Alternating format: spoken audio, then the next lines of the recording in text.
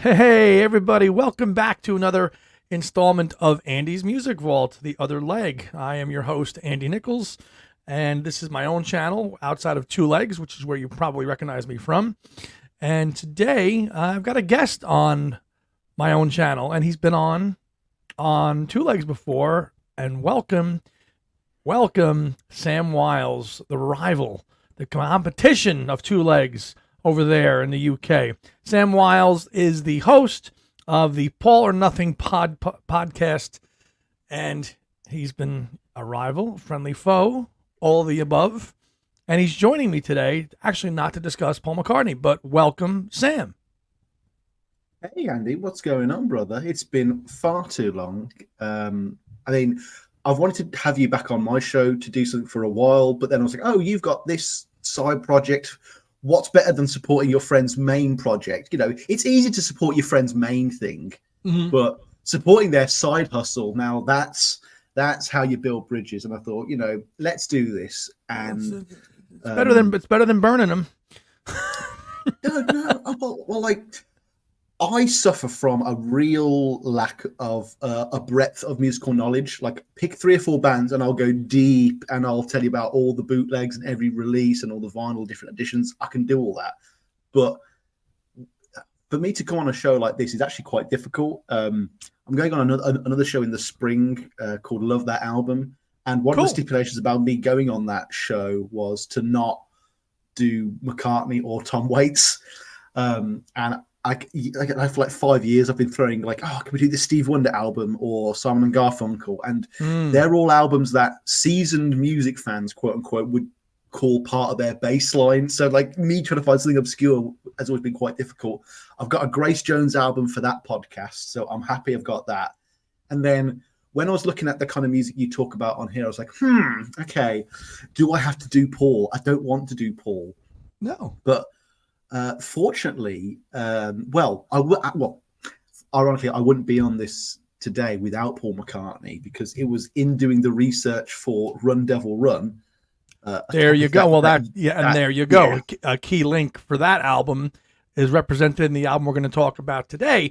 And that album is Pete Townshend's 1980 album, Empty Glass. And it's considered his second solo album. I think it's his first proper album. He had that one that came out in 1972 called Who Came First, and then he had Rough Mix with Ronnie Lane. But this really, for my money, is Townshend's first true solo album. And I think most it's his Wildlife, yeah. They would agree. Well, I don't know if it's his Wildlife, but Sam hit me up on Messenger, and we had a chat about what to talk about. And it's interesting because he's only kind of just dipped his toe in the water with The Who and Pete Townshend's discography. As anybody who watches this channel knows, I am a huge fan of The Who. They are number 3 on my all-time favorite band list. Seen them twice in concert as recently as 2022 here in the New York area. So I thought, well, this is good. This is a good take because Sam has only just really discovered the record, and I've been with it for decades. So I was happy for him to listen to it and get excited about it. That's one of the cool things, to see younger people excited about music like that. That's really refreshing. So hearing his excitement when we had our phone call, I could hear all his enthusiasm, and I was remembering how I felt when I first heard the album and all the tracks that he mentioned. And we'll get to all that. But Sam, tell us a little bit about how you made your. Well, first, before we get into Paul or Nothing, let's tell me how you've actually got into The Who initially. Just why you even took this dive and plunge. Well, I was trying to think about this when I was writing my notes, and I can't remember what the actual stereotype is, but I think it's either The Who are big in the UK but never broke America, or they're big in America but they never broke the UK. And then I look at the data, and they've had hits multiple times over both sides of the pond. They have lots of successful tours constantly. So I don't see where that stereotype comes from, but regardless, the Who are a British staple. They are part of our bread and butter. You do not manage to get to the age of 31 without having heard My Generation, Baba O'Reilly, I'm Free. These are all radio staples, at least on classic rock anyway. And it's hard to be a British film fan and not see Quadrophenia. You see them in The Simpsons. They are that big, where, you can't not know them. But I've never really listened to any of their albums in full. I've never dipped into and gone into, but don't take that as a bad thing. I've never listened to Dark Side of the Moon in full. Really? I've never listened to Goodbye Yellow Brick Road in full. I don't. You got your work cut out for you, kid. No, like when I said my breadth is really bad, I really wasn't exaggerating. No, you weren't. There. You weren't kidding. No. I don't think I've listened to Off the Wall in full.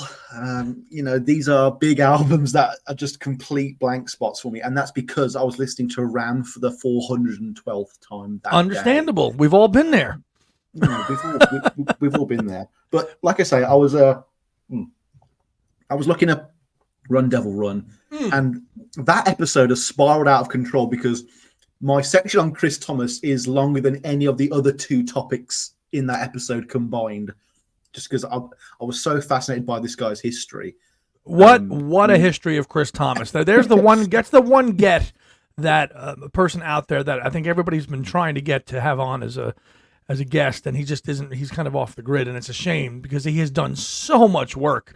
Chris Thomas, if you don't know, already kind of got to cut his teeth filling in for George Martin on the White Album in 1968 as a producer when George Martin took some time off or walked away because he didn't like the sessions. That's always a rumor. Was he fed up with the tension? He ran out of chocolate, Or he just took a holiday, and Chris Thomas filled in. Chris Thomas then went on to become just a legendary epic producer throughout the 70s and 80s. Who didn't he produce? Everybody.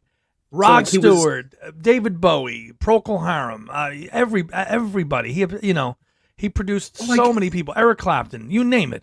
He found In Excess. He found The Pretenders. He basically made Pulp famous.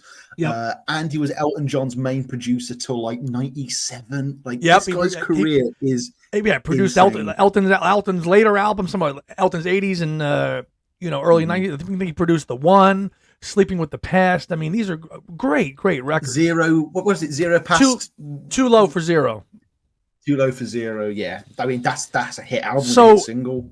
So you look at the credits of sleeve credits of Empty Glass, and you see produced by Chris Thomas, and you're like, whoa, that's pretty amazing. And I'm sure that went down a rabbit hole with this guy who everybody he's produced, right? Yeah, and then I was like, oh, he did a Pete Townshend album. And I thought, okay, not particularly interested in that. But as I'm structuring the episode, I want a song every 2 paragraphs just to kind of break this up a bit. And, it really pans out a runtime as well if you don't care about music copyright. And so I thought, okay, let's just listen to the first track on this. Let's listen to Rough Boys. And then immediately you go on to Spotify and you look at the album, as I am now.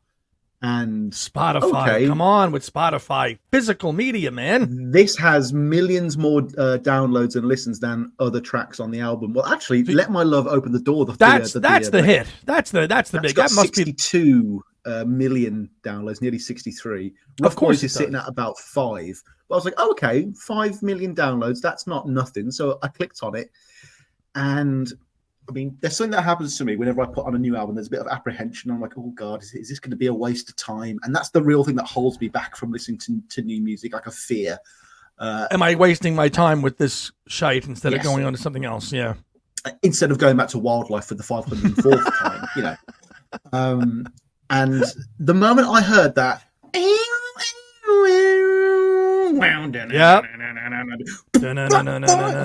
fuck, what the hell is this? I was hooked immediately, and we'll get to the individual songs in a bit. Oh yeah, but just that moment for me that hooked you, sold me hook, line, and sinker. I am going to invest in the rest of this album now. I mean, I did film at university, and for me, that the opening scene is so important. For me, those opening few seconds are Ridley Scott's Gladiator, Inglourious Bastards, Jaws, any of those things that just wrap you up immediately and get you invested. And I mean, it did put me at an oddly good mood going into a kind of an unknown album, but just song after song, I was blown away by the breadth of like subject matter, lyricism, instrumentation, genre. It's a real statement of an album. And I mean, I don't know if this is already a kind of accepted part of Who lore, but it felt to me like this album was so confident that, is like Pete Townshend, is he the Who? Is he basically the Simon in this, and everyone else is Garfunkel? Is that what's going on here? Am I getting warm there? You absolutely are, and I can tell you an actual fact that Roger Daltrey was none too pleased that he put that out. I read this. It's such a good accusation, isn't it? Because these could have been Who songs, and because the album was so strong. Now let's contextualize this period. Okay, 1980, Empty Glass. Townshend is just reeling, still majorly depressed after Keith Moon's accidental death in 1978, after the release of the Who Are You album, and really after attending a Paul McCartney Buddy Holly tribute night. The same night, September the 6th of September 1978. That's right, they were at that. And what's so freaky about that night, if you've seen that photograph, his eventual replacement was sitting at the same table as him, Kenny Jones of the Faces. Paul, Linda, Keith Moon, and Kenny Jones. That night that Keith Moon died at that Buddy Holly event. All I'm saying is there's a photo of Kenny Jones whispering something into Paul's ear, and you see Paul nod at him, and that's what I'm saying. It's crazy. It's that's a crazy photograph. If I find it, I'll have it cut in here.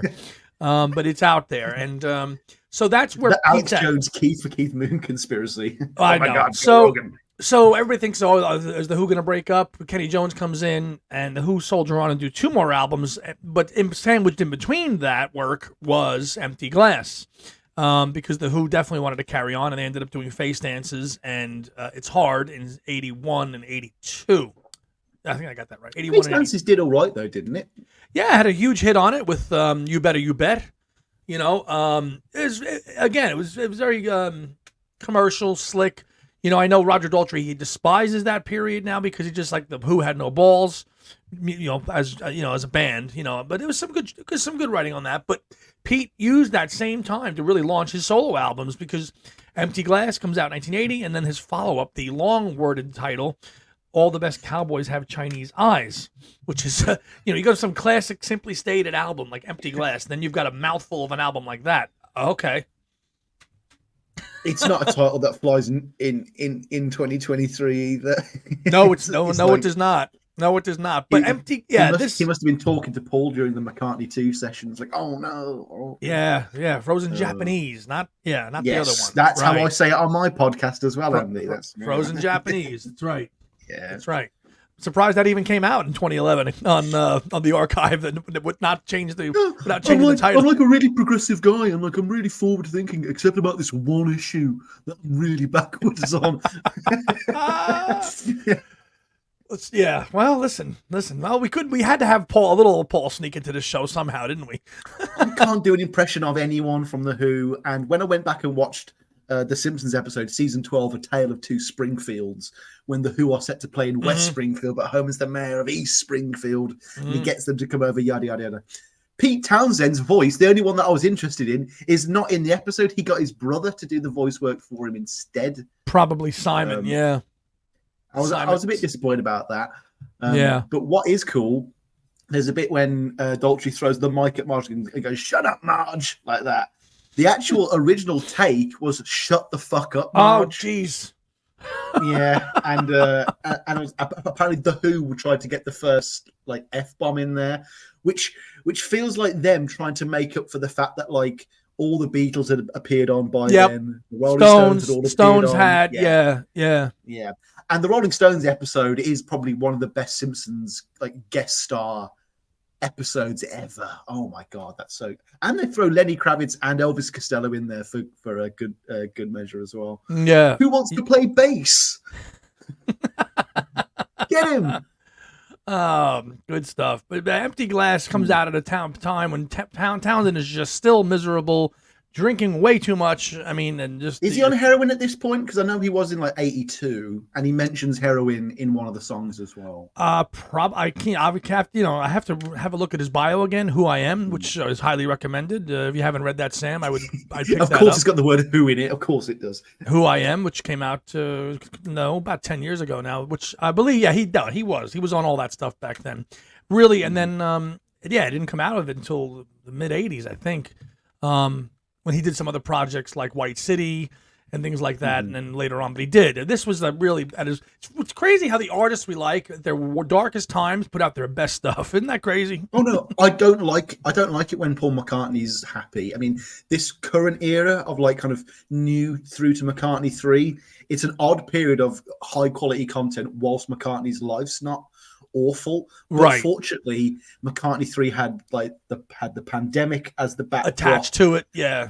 So like we need outside sources of angst for McCartney. So I'm talking alien invasion, zombie apocalypse, like that kind of thing will really help get the last good album out, I think. But yeah, so Townsend is, it's crazy. So all the stuff that he goes through here, it comes out in this. I mean, what is it? How many tracks are on this? 12? 10. No, 10 tracks. That's it. Quick. Dude, this is 38 minutes, and I love brevity. Like, I mean, quality. So many albums these days are like 2 hours long. And it's like quality over quantity. Right. 38 minutes, 10 tracks, and away you go. This is I forget what this is. This got some bonus tracks on it. This reissue on CD at some point. I know it was reissued on vinyl a couple of years ago as well. All the lovely half-speed master stuff, but I was always intrigued by the concept of empty glass. Like even looking, I was like, all right, I'm a Who fan. Who Townsend solo album, Let My Love Up at the Door is the hit. Let's check it out. And as you say, the song, if you want to start diving into the tracks, we can. Like it opens right out of the gate with Rough Boys with that guitar lick. You're like, whoa, this is catchy. Okay. And then you just go, and you go through these 10 tracks. This is the quality of songwriting here on every one of these songs. I mean, and they could have been Who songs. Daltrey was rightly pissed off. Well, I mean, could they though? I mean, is Roger Daltrey going to sing about biting Rough Boys and buying them leather? I think he would. I think some of it's a bit too personal. I mean, in the sense that you probably could take any Paul McCartney song and make it into quote unquote a Beatles song, but I think there are certain ones that it doesn't go back the other way, and I prefer that this is Townsend, because you know what, the Who have already got 2 greatest hits worths of albums, and most of them are written by Townsend anyway. So let's just cut the crap and have one album that just sets the record straight. That this was the guy doing it. I think Daltrey sounds a bit pissy there, like, oh, have you not got enough #1 album? Like, calm down a bit. Like, imagine if like Garfunkel said that, you know what I mean? Like, I don't like bloody Simon going off and doing A Million Ways to Leave Your Lover. It's like, he does all the work, asshole. Like, chill. Right. Yeah, listen, it takes 2 to tango, I mean, so it's a very interesting dynamic. I'm sure Ed Whistle does loads. Right. I mean, so listen, Daltrey had his own solo thing there for a while, and obviously. And did he have one before, like earlier? Yeah, and this Under a Raging, One of the Boys, I think the album was called, came out in the 70s. Paul actually contributed a song on it. Yes, he did. Oh my God, the links are they're too many years. It's great. So it's not like they didn't do their own projects. Pete didn't get on Roger for putting an album out. So they were going to do their own stuff. Was Daltrey style Who-esque though, or is it because Townsend style is Who style, and therefore it's that. Townsend. Townsend is the one who is everything about the Who is Townsend. Daltrey and Whistle and Moon just carry it out better musically, and depending on who you ask, some of Townsend's demos are just as good as the Who's finished versions. If you listen to Townsend's fully fleshed demos for Quadrophenia and Tommy, he's doing all the drumming and bass playing. It's like, and he just hands it over to the other 3 guys and say, okay, make it better. So yeah, Pete Townshend, and I think Roger Daltrey is at peace with this now. He's the heart and soul of the Who.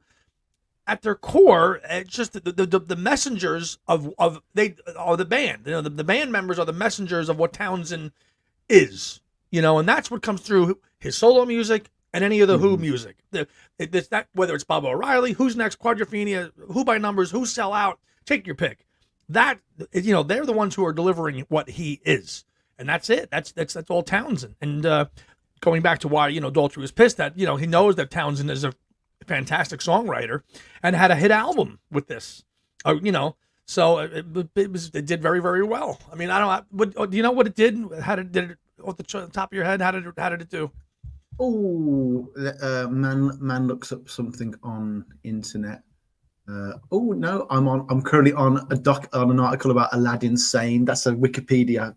Number 9 in the, well, let's see. No, let's let my level. Number 5 on the US Billboard, 11 the UK 5 albums. Number 40 in Norway, number 2 in Canada. Number 60 in the overall year performance in the US as well. So 60th highest selling album in the US. That's a lot of discs sold at the end of the day. It is. It is. You can't sniff your nose at that. I mean, just going back to what you were saying, that the Who is Pete and yes. Pete is the Who. I do feel like the second half of this album, side B, so many moments do just feel directly like Who songs. But yeah, I know Keep On Working and Rough Boys were like demoed with Entwistle and Moon for the Who Are You project. So was Empty Glass. It's actually, I mean, so if you have that is a Who song. Oh, you know, Empty what I mean? Glass. It's on the reissue of Who Are You. Okay. It's a bonus track. There's a Who version of Empty Glass. It's a bonus track. So so there was fragments here that were going to be worked to Who songs, and that was one of them. I mean, Keep On Working is a funny one that the Who would have done. Yes, it definitely feels a lot closer to. Well, so you mentioned checking out the album after this one. I actually did the opposite. I checked out Who Came First and Rough Mix, and both of those albums have like a kind of light-hearted comedic song about song 5 or 6 right in the middle, and that's exactly what Keep On Working is. And like it's getting quite confusing now. Like the line between Townsend and Who are way more blurred than say like McCartney and Beatle, because they never existed simultaneously. No. I guess that's a good point, Sam. That's a really good point. Yeah. They never existed. Whereas the Who, Townsend, at the same time, you're putting this material out. Whereas Beatles and Paul, clearly divine, you know, lines are separated and it's easy to look at it. While the context of a group being together, that's interesting. That's an interesting take on that. Whereas, like, you've got, like, say, David Byrne's solo career separate from the Talking Heads. Yeah. And then you've got the Tom Tom Club separate from the Talking Heads. And you literally take those two apart and you can see how Tom Tom Club plus David Byrne equals Talking Heads. Because on one hand, you've got this esoteric spoken word, weird non-commerciality versus awful lyricism and just the best rhythm and bass section, except for like Sly and Robbie. Yeah. You put those two together with Brian Eno and you get Talking Heads. It would be nice if your solo career would be distinguished in that way. I mean, again, go back to McCartney. McCartney 2 is nothing like Wings. You know, it helps sell the product. And I'm sure like Mick Jagger albums probably suffer from the same thing where it's like, we've gone exactly. from the iconic blues rock of the Stones to just generic rock of whatever era this is going to be. This happens to be in, whether it's 70s, 80s, or whatever. It's just going to be that because it's whatever the trend of the music scene is at the time, and we're going to just put it out, kind of thing. Yeah. I see your point there. Paul benefits from his style being McCartney style. He is his own style. Yeah, and I'm leaning just from. I mean, you've been with Sam for 43 years. I've been with Sam for about 43 days. And no, not that long. Not that long. I'd say more about 25. I'll say 25. Well, it's been out 43 years. The line sounded too good. I had to say whether it was accurate or not. Thank you. I am leaning towards like a fascination with Townsend at this point. I think he's actually a really quite.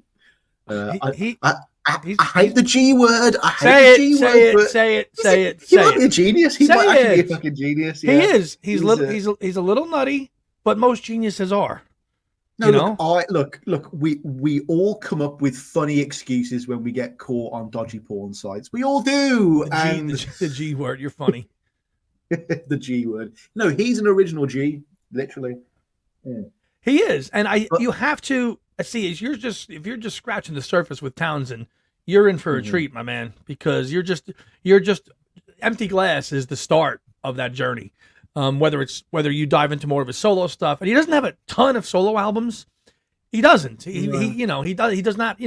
He works on his solo. He's got a few things. I don't have all of them. I mean, Chinese Eyes, Scoop.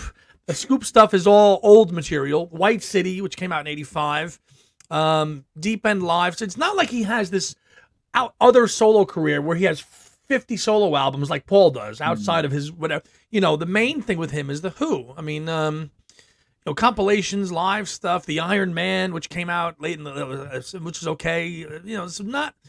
Again, he's not a hugely. He does a couple of albums, but his best solo stuff, for my money, is Empty Glass and Chinese Eyes, and start to finish. And I'd give that one a listen next as well. And just don't say the full title in your podcast title if you do a show about that.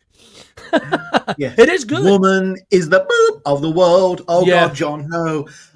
Yes. No, I actually I really enjoyed Rough Mix. You like with Ronnie Lane? You like that? Yeah, I like the back and forth of it. Like, I'll do a lead, you do a lead, I'll do a lead, you do a lead. And it's definitely a lot more consistent than Who Came First was. I mean, Who Came First was, it's peaks and troughs. Like, that's why good songs and bad songs. You've got an earlier take of Pure and Easy on there, which, you can now find on many versions of that on this Whopper that I unboxed on my channel, the Super Deluxe Who's Next. Oh, wow. So it's more like a Denny Lane album where it's like, these obscure songs that I recorded on my own about 20 years ago, they're now in my new band kind of songs. Yeah. Yes, same kind of thing. So who came first though? Evolution and Sheraton Gibson are two absolutely Sheridan Gibson is good. Numbers. Sheridan Gibson's a good track. I'll give you that. Like Gibson at the Sheraton Gibson. That's such a fun little line. I like that. But I was shocked by how much those two first albums were folky and acoustic based, and I was like, is this just him like fighting against the idea of, is that him just going against the image of him on stage being the rock god that he is? But we've seen it with pretty much every rock virtuoso. Every time they're known for kind of these big sounds, they will retreat to a kind of a Donovan finger picky style just to show their breadth. And there hasn't been a genre that I've seen Townsend attempt thus far that he hasn't done well. I mean, I'm hoping somewhere that there's like Lou Reed and Metallica's Metal Music or whatever that was, or no, it was Lulu that they did with Metallica. Metal Music was another one, but I'm sure that there must be something hated by Townsend for me to really sink my teeth into and then say, no, in my own contrarian way, this is the best one. Which one will that be? What have I got to look forward to? Track 2, I Am an Animal. Go. This one was actually quite shocking and disarming for me, actually. An incredible falsetto. I was not expecting that whatsoever. And in my interpretation of the lyrics, I was like, okay, this is me being quite clever. I was like, you've got the metaphor, just him talking about himself. I'm an animal. I'm a vegetable. I'm a human. I'm an angel. And like he talks about things about how those concepts are related to him in his real life. Like if he's a vegetable, he's rooted to the spot. I was like, oh, great. I love this imagery. This is really fantastic. It's really quite evocative. But then I was like, hang on. We seem to be like evolving a bit here. We've had a song called Evolution previously. It feels a bit Stanley Kubrick's 2001: A Space Odyssey. And then we go to like Queen of the fucking Universe. Oh, and yes. King. The Nothing King. Like a kind of like spiritual ascension. And I was like, oh, I'm really clever. I've like found this out. And then in the Pete Townshend tapes from 1980, he says, it's a song about the evolution of an individual in a spiritual way. I was like, fuck, he's just said it straight away. No. I am a human being. I can't believe all the things I'm seeing. I've nowhere to hide anymore. I'm losing my way. Yeah. Yeah. I mean, that's just one of those Lennon help moments where Lennon's really paying attention to that. Although, I mean, there's also another lyric in this. He says he talks about. Sorry. Townshend also mentions that this song's also about feeling sort of very macho and sometimes feeling very feminine and sensitive. And so that also brings me on to something that we skipped over the last track, and that's the aspect of this album that really made me interested in it. I'm not a bisexual personally, but I thought that the idea that this album was Pete Townshend coming out slightly, not as a gay man, not as a bisexual per se, but maybe as someone who in the 60s and 70s may have had dalliances with other gentlemen. I thought that was quite interesting. And there is an element that if you go looking for something, you'll find it. So I understand that. You know how like not every song's about Lennon and McCartney talking to each other. Right. Since the breakup. Just because like he might mention a man in a song on Empty Glass, it doesn't mean it's about his love of men. But on Rough Boys, you do have lyrics such as, tough boys, come over here. I want to bite and kiss you. I want to carry you home. You got very pissed, dear. Don't walk away. I want to buy you leather. He's also bleeding at the end of the song, so I don't want to talk about. Yeah, I mean, maybe Daltrey wouldn't have. Maybe because some of those lyrics, Daltrey might have said, "Nah, I don't want to sing that." He might not have wanted. I kind of think he would have, though.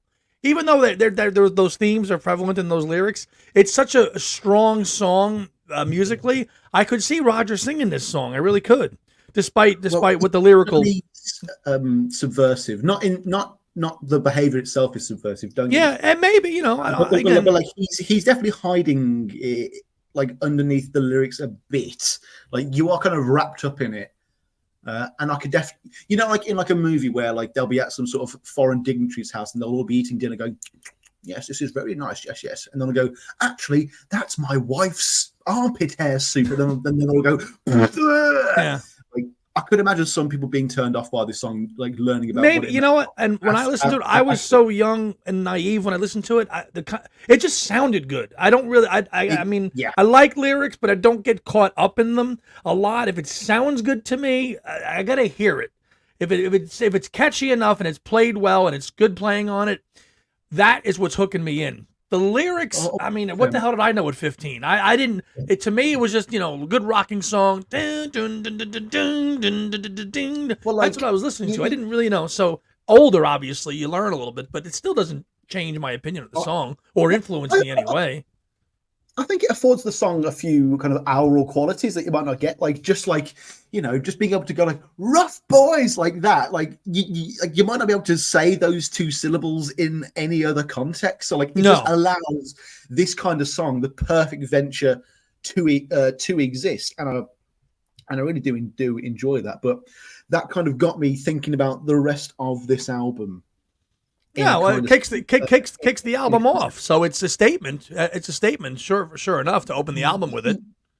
You can't ignore it, definitely. Right. But it doesn't color my entire perception of the album. But no, it's definitely like it's no more interesting than say like, oh, I'm going to go back and look at Jurassic Park in a Marxist, aspect, and then you'll be able to find certain things you'd want. And it was, I believe, it was the first single released off the album in March of 1980. It was the lead-off single. It was not "Let My Love Open the Door" was the second single. So interesting that the first single he pushed was the album opener. To your point. So yeah, it's you don't really get that very often, actually. No, but yeah, back to "I Am an Animal." Yeah, I love immediacy. I love the opening scene in Othello when Iago's caught mid-conversation. I love being thrown into stuff. And the way he just chucks you into the bridge right at the start, like you get that little jing, jing, jing, jing, just to get you like up to tempo. I was always here. Yep. Oh, it just throws you in, and like you're kind of like struggling to like catch up, and you think it's going to be this like big epic track, and then he goes into that little falsetto. The falsetto is just to killer on "I Am an Animal." Yeah. We're not going to do it justice. Track 2, people. You listen to it. You tell us in the comments. But that I will be immersed, queen of that bit of it, the climactic bit of the song, right? I will be immersed, queen of the fucking universe, and I don't know. There's quite a few badass moments. Oh yeah, absolutely. On this album, Rough Boys, the chorus, the Queen of the Universe moment on this track. Yep. Something on Empty Glass that we'll get to later. There's lots of it. I was always here in the silence. I was never under your eye. Gather up your love and some wiseness, for every memory shall always survive, and you'll see me. I am an animal. Mic drop. Now, speaking of like spirituality, straight up, dude, I don't mean to be offensive here or reductionist, but did the Who just copy the Beatles and get their own Mahesh Yogi, or did Townshend at least? Because oh, you're talking about Meher Baba. Meher Baba, yeah. Did they copy? Well, you got to remember, Sam. It was all during roughly the same kind of time period there in the '60s, where the bands were looking for some spiritual guidance. I mean, so the Beatles find the Maharishi in '67. George goes. Mm-hmm. Pete found Meher Baba roughly around the same time, so it became the in vogue thing to look for it. I mean, were they copying the Beatles? Maybe, but something was deeply, something very, very deeply personal to Townshend. That his mentor. I mean, from that point on, he just became obsessed with the guy. Yeah, there were like a couple of other like non-solo albums that were like tribute albums to Meher Baba that are also like not his part of his official right. discography. He released a Happy Birthday Meher Baba album or somewhere around 1970 or something. So yeah, a little bit. And they're like closer to like Lennon's unfinished music in Townshend's. Yeah. It's like kind of it's all kind of that stuff, experimental, nothing. But yeah, I don't think that they were copying. I just think Pete found somebody that influenced him. Obviously, the late '60s. He was really kind of on the cusp of becoming, like, up until Tommy, the Who were kind of like the Kinks, right? Good singles, good singles, really great pop art masterpiece album with the Who Sell Out in '67. But really still a singles band, right? And then Tommy comes out, and Tommy elevates the band to the stratosphere, where they become these godlike figures, and they're worshipped, right? Daltrey gets his moment in the sun. Daltrey finally is now the star, long hair, the jacket, no shirt, like the rock gods. That they really became one of the premier bands, and Townshend needed somebody to kind of keep him grounded spiritually, and I think that he found that with Meher Baba at this time. I get that. I mean, I don't want to appear too reductionist there. I know that. No. I mean, so much of the kind of spirituality in his lyricism is influenced by that, and a lot of the kind of Eastern teachings that he'd been introduced to in writings, yada yada yada. Very Harrison-esque. Yeah, very in that sense. And I mean, if those teachings led to the very evocative, contemplative lyricism that's on this album, then I am all for it. Well done. Do I believe that Meher Baba is an avatar of God in human form? Probably not. But did Townshend? Probably not either. But it's funny though, the comparison between the two, because okay, yes, he was influenced by Meher Baba. It was his avatar, and but you don't hear the influence of that so much in the music as you do with Maharishi and George with the Beatles music. Obviously, that he took that stuff and brought it into the Beatles more than Townshend ever did with Meher Baba. But sitar in the Beatles came before Maharishi. Yes, it did. I think that's more. It's more of a confluence of. Yeah. No, you don't hear a whole lot of Indian influences in Who music. And there's no sitar on Mother Nature's Son or Child of Nature either. Right. Right. So, but yeah, which they easily could have. They could have. Right, but the Beatles collectively kind of dove in with Maharishi for a period of time. George kept it up obviously longer, his rest of his life. Pete, this was just somebody for Pete and Pete alone. Pete, Roger and John and Mooney were like, well, we're going to the pub. See you later. You want to sit and have a seance and hold hands and do all your religious stuff to bring you spirituality and peace and harmony. Go for it. We'll be down the road at the pub. See you. Bye. guess a better analog would be to say that Townshend's the Brian Jones of the Who. Then, no. Sorry, the Brian Wilson. The Brian Wilson yes. I was going to say not Brian Jones. Sorry, folks. I think, Andy, this is a thought off the top of my head. It's not a retake or anything. I think the better analogy would be that Townshend's the Brian Wilson of the Who. Then, yes, that is fair and an accurate statement in my opinion. I would agree with you as well. Same kind of thing. Brian Wilson has all the thoughts and everything in his head, production-wise, what he wants to do. Beach Boys, I need your voices. Come sing them. And that was same kind of thing. One guy with the talent. Now, obviously, as the Beach Boys' career went on, there were other people stepped up. But come on, it was Brian Wilson in their heyday to do that. Same good analogy there, Sam, but not Brian Jones. No. Moved, Andy. What do you think of this number? Again, simple, short. Keyboards trickling in. Yeah, right. I love that. Again, and his hands felt like ice exciting. He's late. Yeah, just all again quick. I love the end of it. I move toward him. Out. Quick. What do you love about it? I don't know what side is stronger, side one or side two. I really don't, because it's all good. This is a front-loaded album. It's front-loaded. It is. The two best songs are the first two. First of all, for you. All right. Well, we'll get through the rest of the album. Also, if you give Townsend a microphone, he will just start talking about how every one of his songs is gay. Apparently, if we just look here in the NME from 1980, he said, "A lot of people think it's about me and my father, or me and Meher Baba, or a relationship with a woman. But I listened to it last night because I was checking the pressings, and I thought it sounded like a bit of an admission of homosexual tendencies." Now, that's Townsend's quote. Yeah, and I think he's misinterpreted his own song, because I think he's forgotten how it was written, because it was originally written for Bette Midler, and he was told to write something dirty, and she sent it back because it wasn't dirty. It was. We're talking about "And I Moved." And I Moved, yeah. It was written for Bette Midler. That I did not know. And so it was written from the perspective of a woman, and I moved towards him. Okay. He wrote it for her. Okay, and then he ends up singing it, right? Yeah. See, this is with the lyrical analyzation. I don't get into. I just listen to the music. It's what I think. It's an interesting conflagration of circumstances, because obviously this is two songs since Rough Boys, so it's hard not to think, he's talking about moving closer to a man. It's quite voyeuristic and ethereal, but also. This is also just Pete Townshend doing my favorite thing, which is to not change the gender of a song just because you're afraid of people thinking you're gay. Good point. He's just sticking to his guns, you're saying then. Yeah, lyrically. That's the song. Then that's the song. Yeah, that's a good. When Jack White sings Jolene, he's worried about his man still. He doesn't back out of it and say, "Jolene, don't take my gal."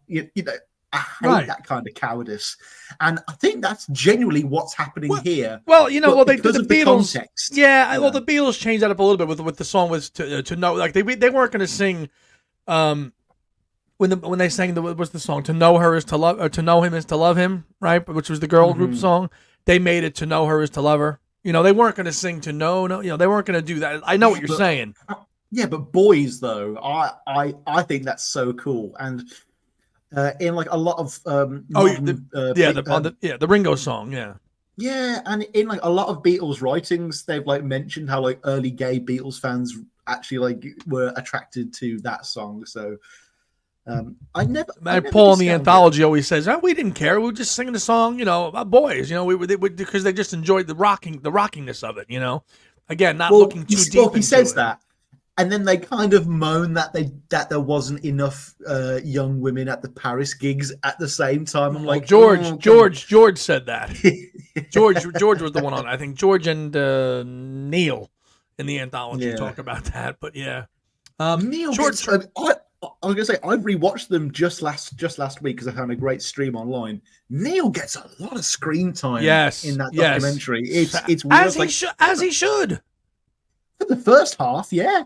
But I don't know why he's appearing in like the Let It Be segments and stuff. I'm like, all right, Neil. Yeah, Neil comes off well in the anthology, because he never wrote a book. He never said anything, but when the anthology came out, there's Neil sitting with the hat, you know, and telling all those great stories. Fantastic. Now, see, for me, Neil Aspinall will always be the guy in the trailer for George Harrison Living in the Material World who goes, well, George never wanted to be in the Beatles the rest of his life. Yeah. Like, I always remember that.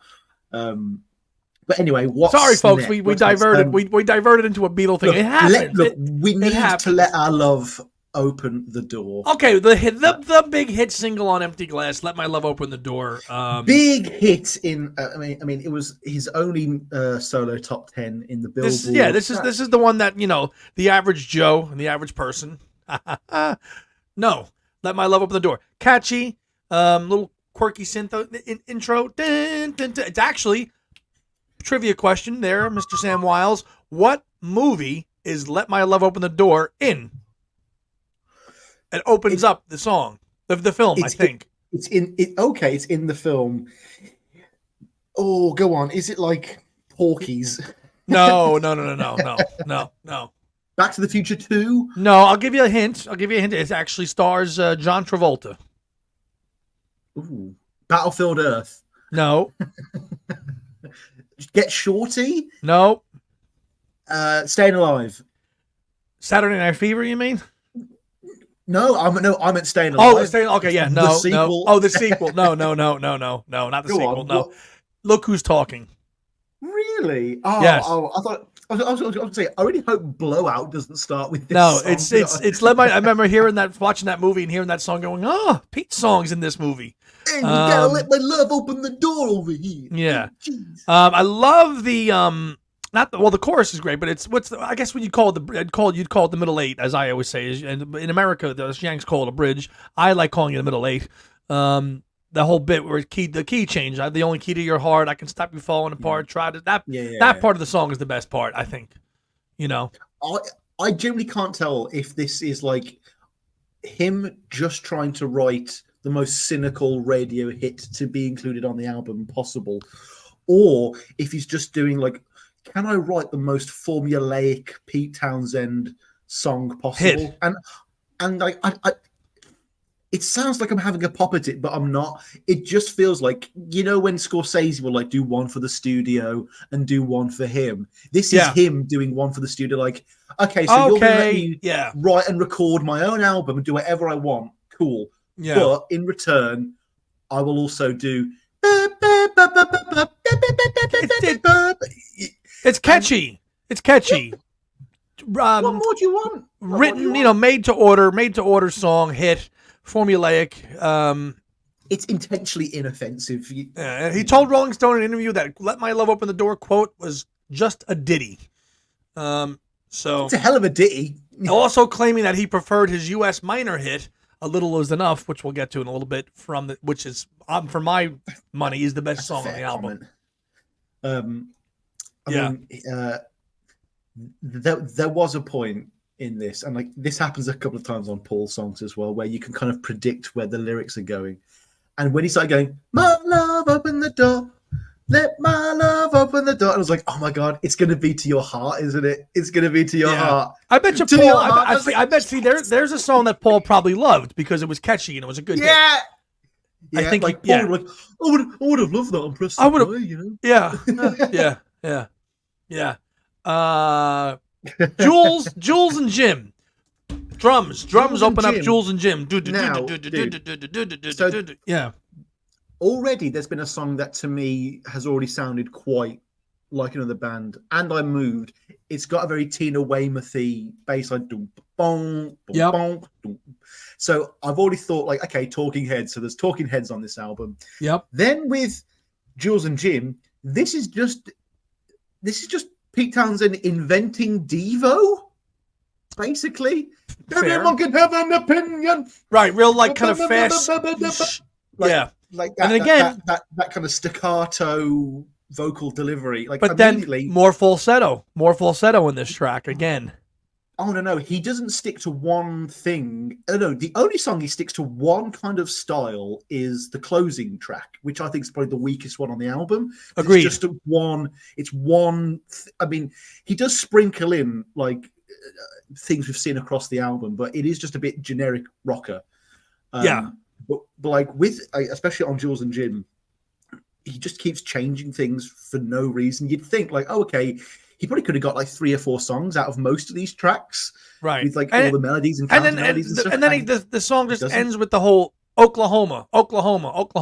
Okay, so we got Paul and Pete both mentioning Oklahoma randomly in songs in the 80s for no reason. It's all about Keith Moon. About Keith Moon. Yeah, I like Jules and Jim. It's a good little. It's a change of pace because it comes out of you've just had a nice little pop hit, radio friendly thing, and then this kind of drums just take over, and you hear this Jules and Jim bit, and then that kind of the weirdness, funny, silly play thing kind of carries on into the next track with "Keep on Working," right?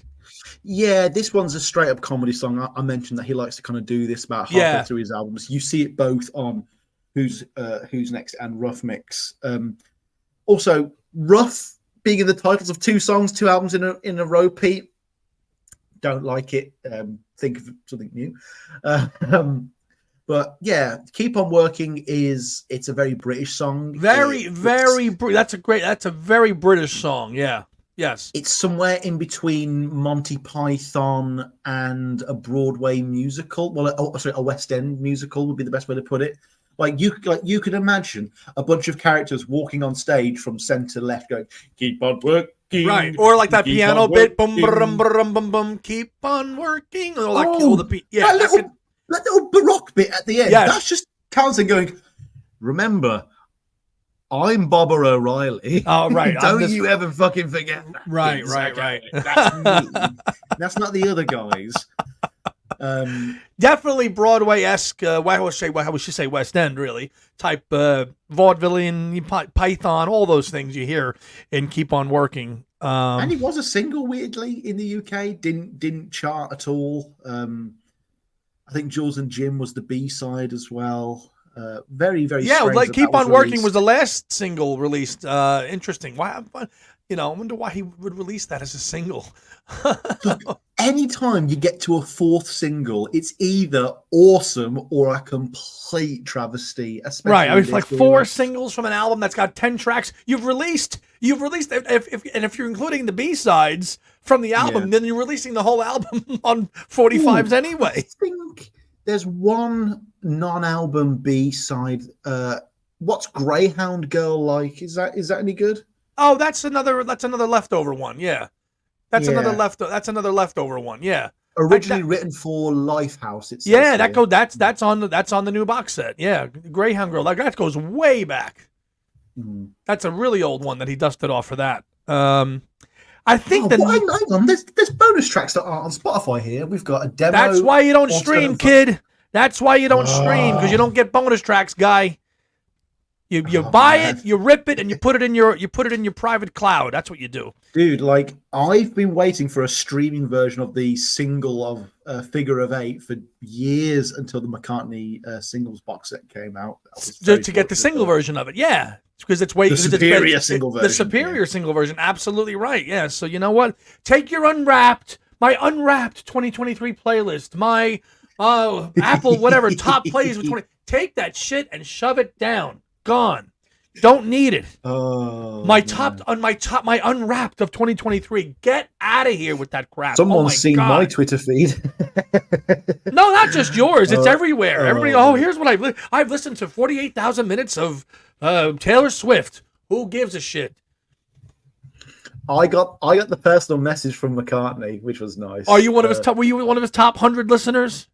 Yeah, of course you were. So it was like, and he went, "So you love my music? I love you.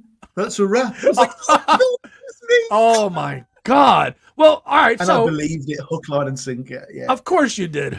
That's funny. And he went, "And Sam, the Gut Bapton was coming to Birmingham tomorrow for you." Oh my god! Please, See, we just can't. We can't keep. Europe. Look at the Paul just pushing himself into Pete's show here. We're supposed to be talking about Empty Glass, damn it, and we're talking about Paul. Next track. One of the reasons I enjoy this album because it reminds me of a Paul album in the sense that it is tonally all over the place, genres are all over the place, Yes. and yet it's got that cohesion to it. That's That's what. That's why. Paul Is that why McCartney you're? album is to That's me. why you're attracted to it. Good. Yeah. Cats in the Cupboard, next track, track 7, side 2, probably my least favorite song on the album. One of the more generic ones of the album, definitely. I mean, apparently he wrote this after the Rock Against Racism concert. And he wrote this specifically about racism. So, like, I mean, we've got imagery of like cats and rats. Yeah. And like, I mean, I remember writing in my notes. I've got my original notes here, which is either the lyrics are so simplistic that it's a Rorschach test for you to just simply project onto it, or the meaning is 100% obscured.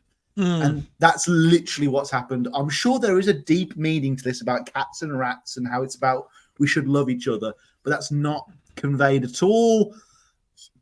All we get is a song that is more of a rough mix kind of reference, you know. Oh, it's him doing his blues, Delta blues harmonica. Yeah, this one just never really ever grabbed me. I if I wanted to listen to the album straight through, I'd listen to it just to get to hear the whole cohesion. But this is not going on a playlist, is it? No. But the next track is going on many playlists, and damn, this even could have been a Who song. But I love that kind of Pete just did that, and that is to me the high watermark of Empty Glass, and that is number 8. A Little Is Enough. I mean, Pete obviously loved the song. The Who worked it into their sets for a little while there in the 80s. They played it. Dude, Rough Boys was on the '89 tour as well. Certainly was, awesome, along with A Little Is Enough. It's funny though, because when I heard Townshend on his own doing Rough Boys, it sounds fucking awful. It sounds they don't do it justice at all. But then suddenly, when you've got the Who budget, it's like near album quality. Like it's just Rough Boys, except a live vocal. It almost sounds like a backing track. It's that accurate. I was really shocked. I'll have to check out A Little Is Enough. Like, is that on the 89 tour as well? It is, and I'm going to be honest with you. It's not. It's a little sterile. It sounds. You hear that 89 band. It's very, and you still. It just sounds very. Flat and sterile, like a very 80s sounding live. You know, the album version presented here is just the the one that is perfect. I mean, there's everything going on in this song. Just off the top of my head, just like a sailor heading into the seas, there's a gale blowing in my face. See, I know I said I wasn't crazy on lyrics, and some strike me, some don't. You know, so like, but the lyrics in this and generally, though, they just grab me. It's moving forward. It starts out slow. It builds up. It's this. He's screaming and singing so fast at it at the end of it. That's just the, and it's to me it could have been a Who song. It could have been. What do you think? I know you may not be as big as as I am. No, so I suffer from.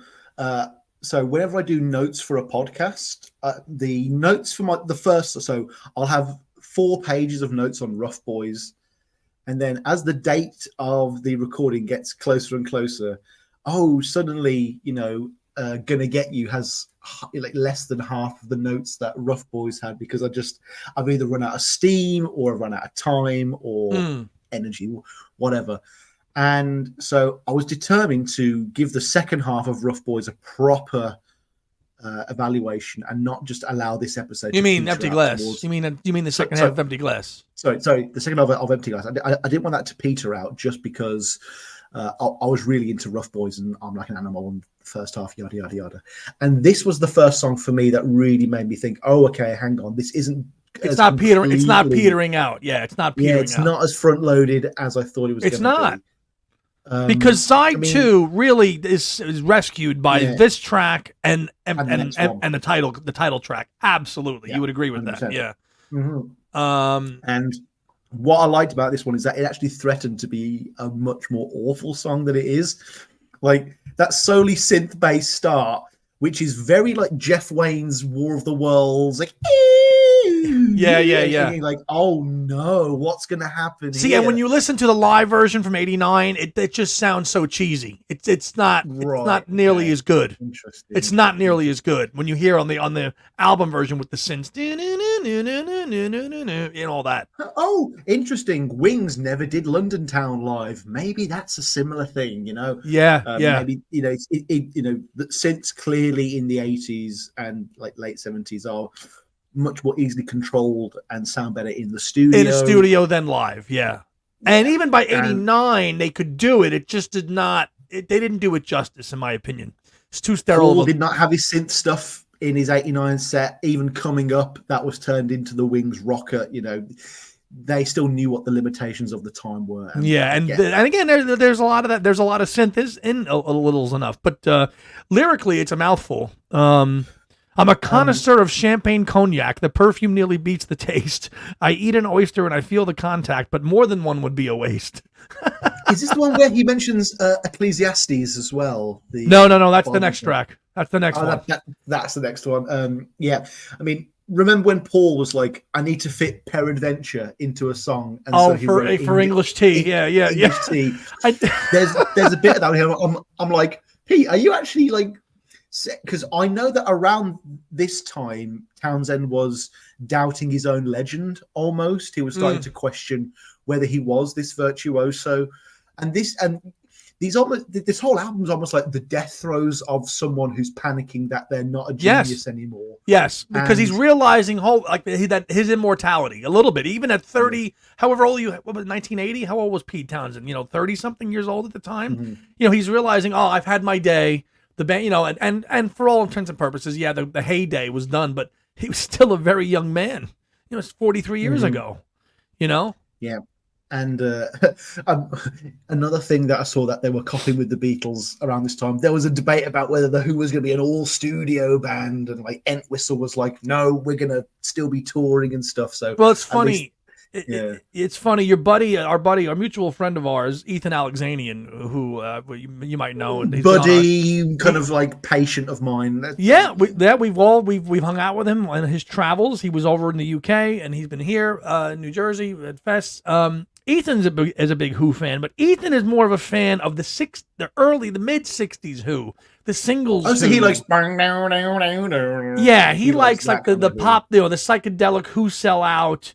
Some of like tracks like Dogs, which I actually really like too, but really obscure, like Tommy. He does not like the 70s stadium rock version of the Who, where things became bigger and huger, which is the version of the band that I prefer. I mean, I love he likes Rob Daltrey with his shirt on, basically. Yeah, as like a proper mod, a real mod outfit, with the Austin Powers. Yes, baby, doing like pictures of Lily and all that stuff on the Beat Show and all. He prefers that era of the Who than any of the 70s. We've had some interesting conversations about that, and I love it all. But for me, the Who in the 70s was on par with just about as good as the Beatles or anybody else out there, for my money. Well, it's interesting that the Who had a tour this same year. McCartney had his '89 comeback world tour, and then I feel like that would definitely inspire them to make sure they're still the big rock. Well, that was the thing too. Then you see the Who. You probably don't know this, but the Who announced their first farewell tour in 1982, and said, "That's it. We're done. We're not touring anymore." That was it. Kiss have just finished their last farewell tour. I think it's been their third. Yeah, farewell, Kiss. So long, goodbye, adios. But the Who announced, the Who in '82 they were done, and then there was no touring. Townshend did some solo stuff. He actually became a book publisher for a while, and got involved in book publishing in the '80s. And then in '89, suddenly Tommy's 25. Tommy's 20 years old. And we're going to reunite, and we're going to tour Tommy for the 20th anniversary of Tommy. They get back together again. Kenny Jones is not on that tour. He's shown the door. And I believe Simon Phillips was the drummer on that tour.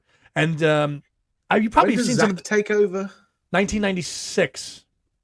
Oh, okay. Zach takes over in 96. So Simon Phillips drums for 89. And they kind of do this glitzy version of Tommy that they toured for Tommy. And there's video of it. You can see Elton John comes out and does the Pinball Wizard. Tina Turner comes out and does the Acid Queen. In '89. What's his face? Tour? Yeah. What's his name? Oh God, Eyes Without a Face. Billy Idol. He comes out and does Cousin Kevin, I think, or one of the. So all in '89, the Who toured Tommy as a kind of glitzy thing, and they got back together again, then, and then they got back together in '96. So they've always kind of like stopped, got back again, stopped, back again, mainly for money. Let's be honest, but they did that in '89 as well. That's what you're talking about. Rough Boys and A Little Is Enough. Those two tracks from this album are part of that whole set list. So that's kind of why it's a little not nearly as good. I love when a big band, when someone goes solo, but some of those solo songs creep into the set list. Like, yeah, the fact that Denny Lane got to do Go Now throughout his entire Wings run is nothing to sneeze at, because that's Paul going, you're singing that's this. Good. That's good enough to be in with any of my songs. Yes, unquestionably. Every Wings tour it was played, right? Yeah. Just nearly, so, just about. Denny's the lead vocal. I'm guessing he didn't write that song though. Go Now? Yeah, Go No, Now. he did not. Denny Lane didn't. Go Now was written by Bessie Banks.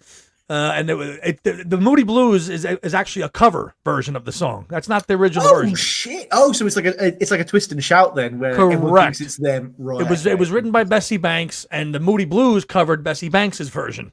Their version just became the hit, obviously, that everybody kind of knows now. But they just covered it. They just covered it. See, interesting. But like, I do like that idea that one of you. I mean, the Tom Tom Club get to do a solo song. David Byrne gets to do a solo song in Stop Making Sense. Yeah. So I've always appreciated that when the band will give a nod and go, "All right, yeah, your solo career was pretty good," or whatever. We'll throw you. We'll give you two tracks. Yeah, like Simon and Garfunkel. I think in their last tour at Central Park, there's a couple of Simon songs, yes, Simon solo songs, and Garfunkel songs too. Do they do Bright Eyes? Because that's the only Garfunkel song I know. No, you don't know. That's all you know by Art Garfunkel. Hang on, folks. Let me just type that in so I can listen to it after the show. Yeah, round it out. I've probably seen more Garfunkel film performances than I've listened to solo Garfunkel songs. He's got some good stuff, man. Look up Angel Clare. Listen to that album from 1973. Fantastic. Will do.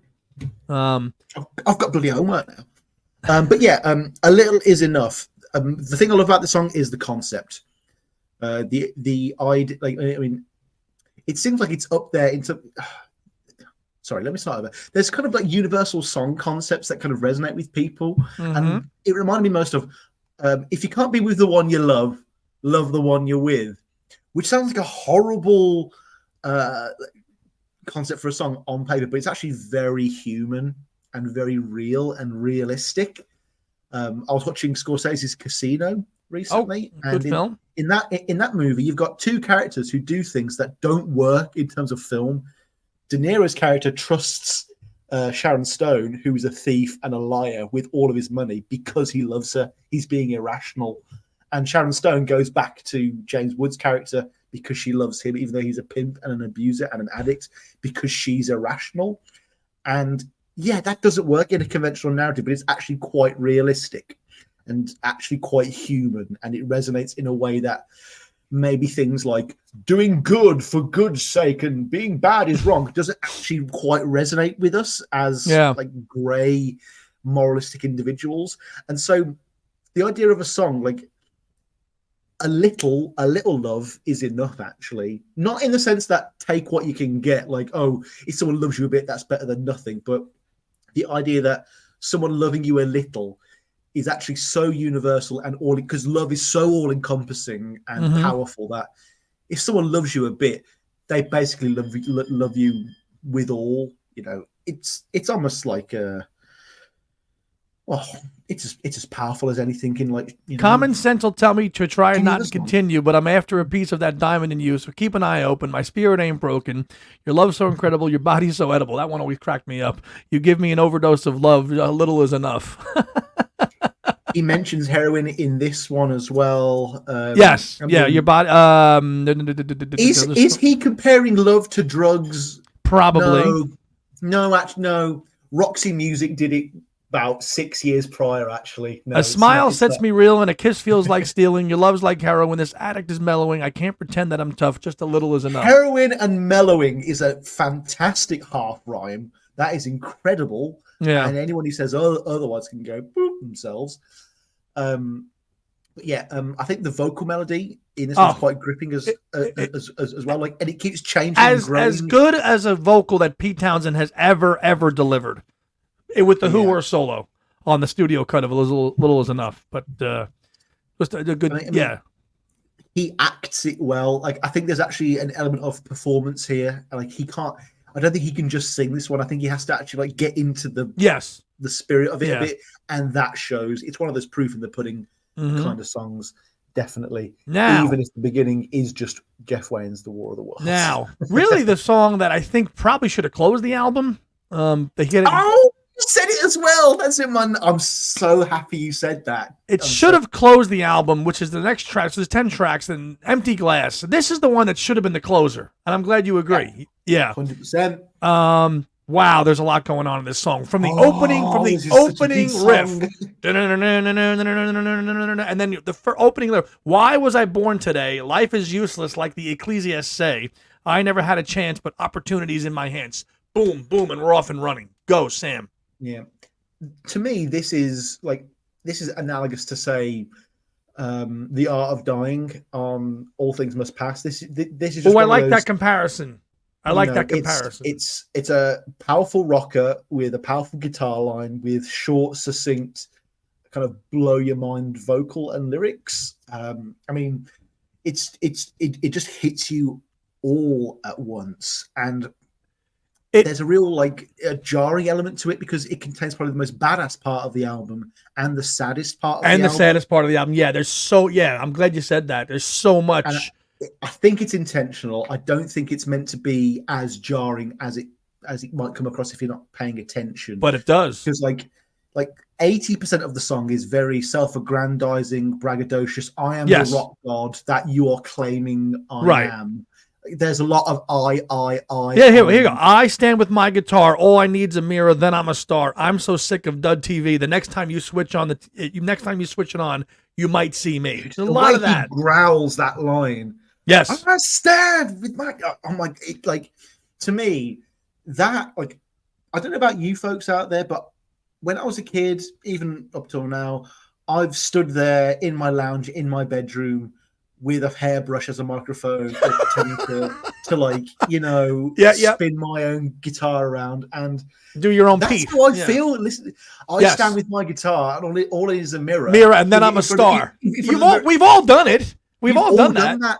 Yeah, and I think it's quite a sublimely, subversively funny poke at the idea that he was where we are now, but also he kind of still is where we are now because he's looking at himself from this third person, and it's just so enlivening and empowering in that sense. Like, yeah, I'm this rock god, and then out of nowhere, he takes all the wind out of your sails. With my life's a mess. I wait for you to pass. I stand here at the bar. I hold an empty glass. I stand here and he delivers that vocal in the falsetto that we've talked about. That's been very omnipresent through this whole album.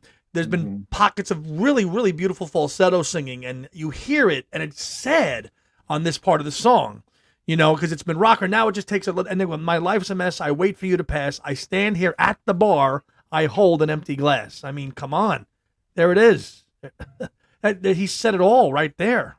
And that's where this is a masterwork, and this was going to be a Who song. And again, you Who freaks, as John Lennon said on WNEW about another song, look up the Who version of Empty Glass. It was a rough version of it, but this version, it absolutely just is. In a lot of ways, it's probably the strongest song on the album when you think about it. It's not my favorite, but it might be. That bit when it's like, I stand with my guitar, you could imagine Daltrey doing that, swinging the mic around. But this is probably the song that Roger heard. This is the long, Roger would have sang that, he wouldn't have cared, This is probably the song. Doesn't make sense. Right. Well, this is the song that Roger heard and probably said, "Damn it, Pete, why did we not do this song?" This is a Who song. Dude, I've got a friend who I think's a genius, and I've had to, and we've done things together, and I've had to be responsible and mature and not get upset every time he doesn't include me in every one of his ideas.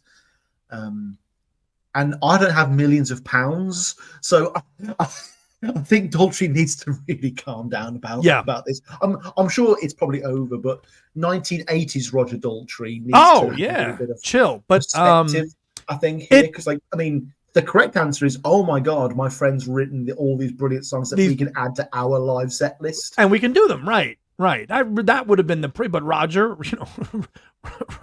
Look, are you going to look me in the eye and say that Lennon would not have done Coming Up on the Beatles' 1983 reunion tour? Absolutely not. Absolutely not. And Paul would have had Imagine in there, and My Sweet Lord would have been in there. Oh boy, Photograph would have been in there. Oh, I'm sure. About here. Wow. My mind's blown with that concept.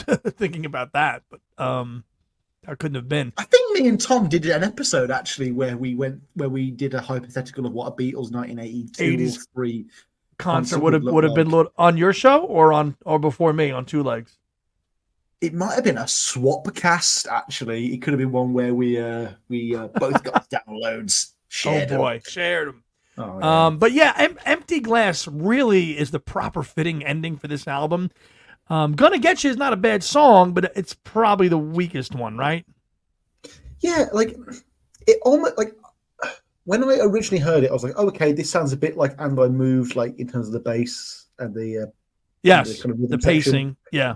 But I don't know. I feel like the idea was this is going to be a big, bold, solid rocker that's going to take lessons from everything we've done on this album so far, and kind of incorporate lots of little bits from here and there, and then it balks at the last minute and kind of just does hints rather than.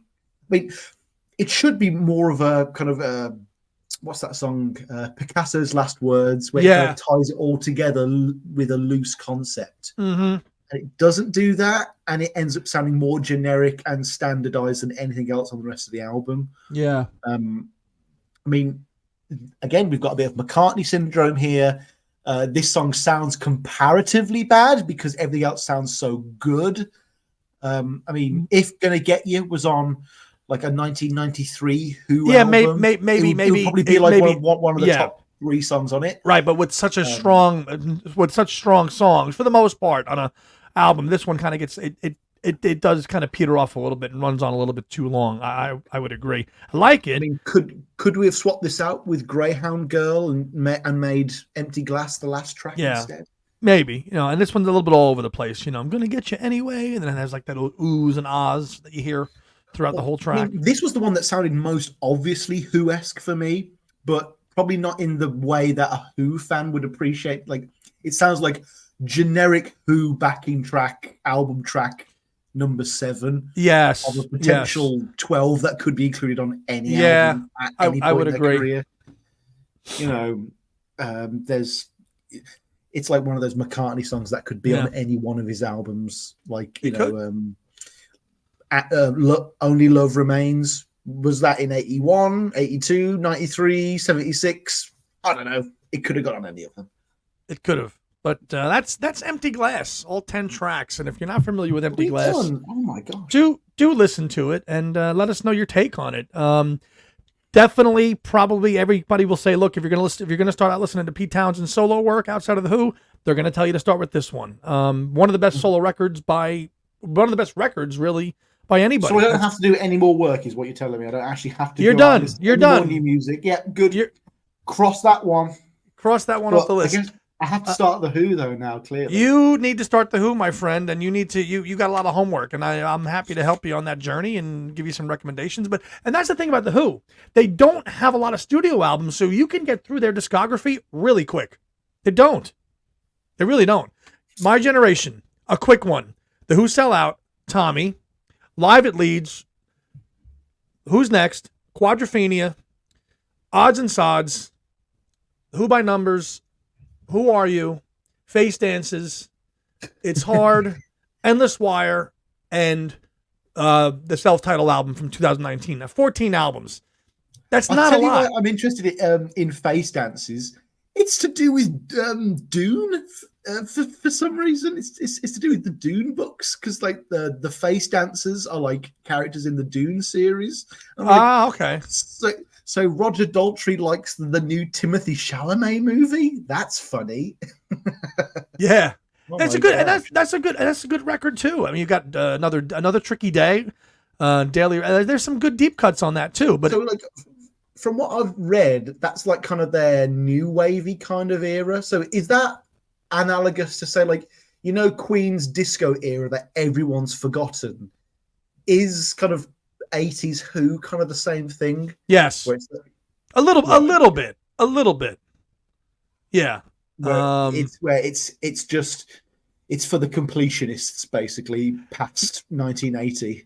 Yeah, I would say if you're gonna really get on board with the Who, you get it, but you might just give it a cursory listen once or twice, and then you might be done with it. I mean, it's not an album that I play start to finish a whole lot. I'm gonna be honest, but there are a couple of tracks that I'll play a lot on that album, but start to finish, no. Same thing with the follow-up album. It's hard. A couple of good tracks, but cohesively as an album, not really. No.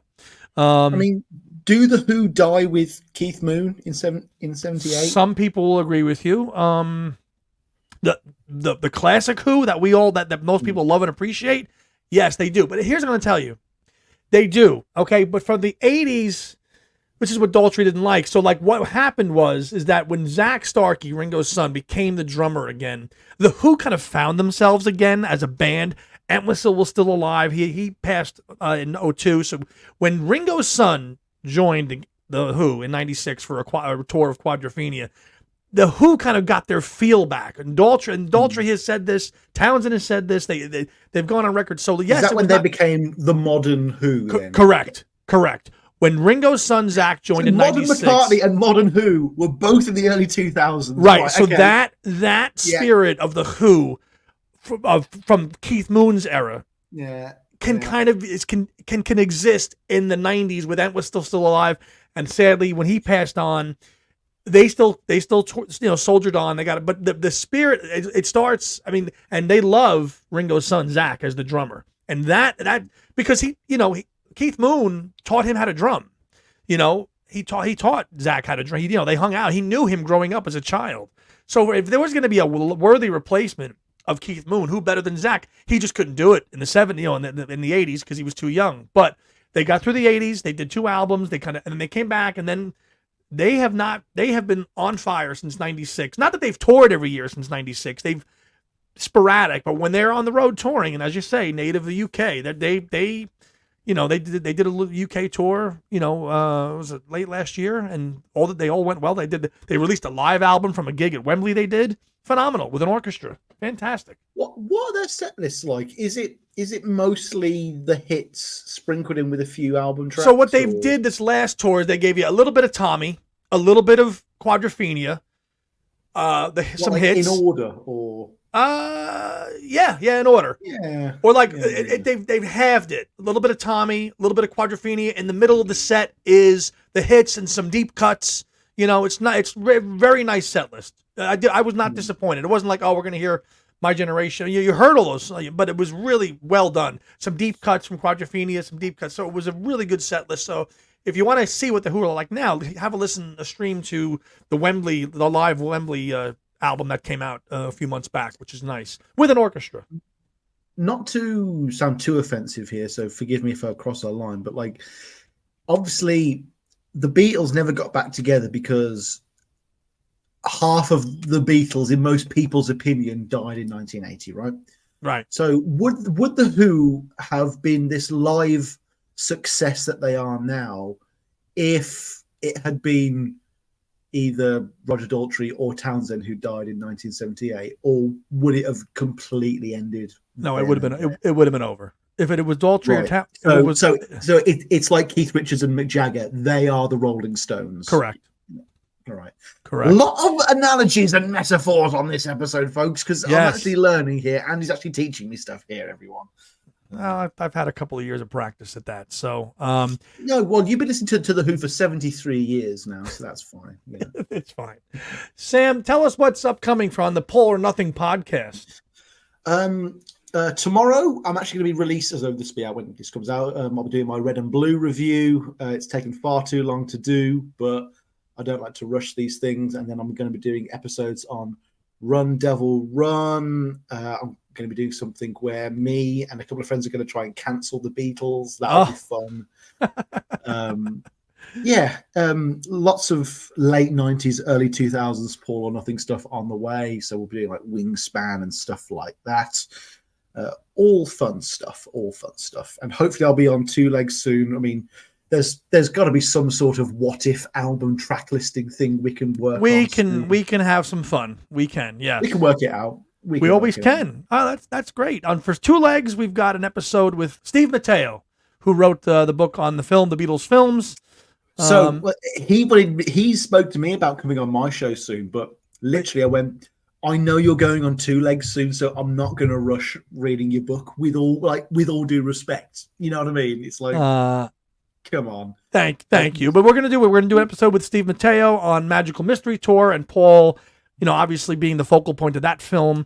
I haven't watched Magical Mystery Tour in eons. Only like the performance bits. You? Oh God, no! But like you talking about Paul specifically, that like reminds me of when you had who's the when you had Alan Kozin on to like cover the classical music albums. I'm like, yes. Well, I can't fucking do that now. Thanks, guys. That was one of our first. That was one of the first shows that I did when I joined Two Legs early on. Yeah. Late 2019 or early 2020. Look, man. Look. Let's just say, like, you're the Johnny Sack of Two Legs, right? And Tom's the Carmine. Let's just.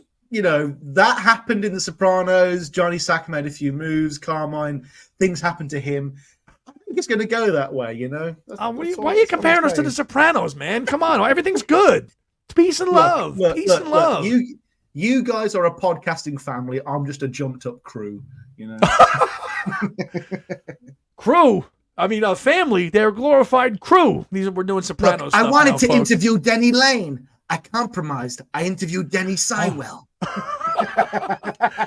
See what I'm saying here? We're done here. Oh, No more Butchie. No more. No more Butchie. No more of this. Why is that? My kid brother. My 47-year-old kid brother. When we came over from Italy, our name was Leonardo. Why'd they change it?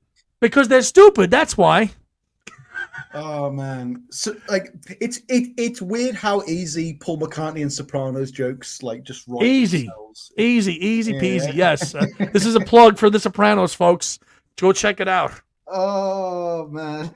Well, Mr. Wiles, it's been a blast having you on another installment of Andy's Music Vault, The Other Leg. We will see you all soon. We'll have Sam on Two Legs for sure. I'm looking forward. It's been a minute since he's been on Two Legs. I hope to have him back on and in the new year. So, Sam, I wish you and your family the merriest of Chrissies over there. And we'll see you next time. No, I've missed Thanksgiving, but happy belated Thanksgiving, you horrible colonists, you. But again, Merry Christmas, peace and love. No more autographs. Play us out, Denny. Bye, guys.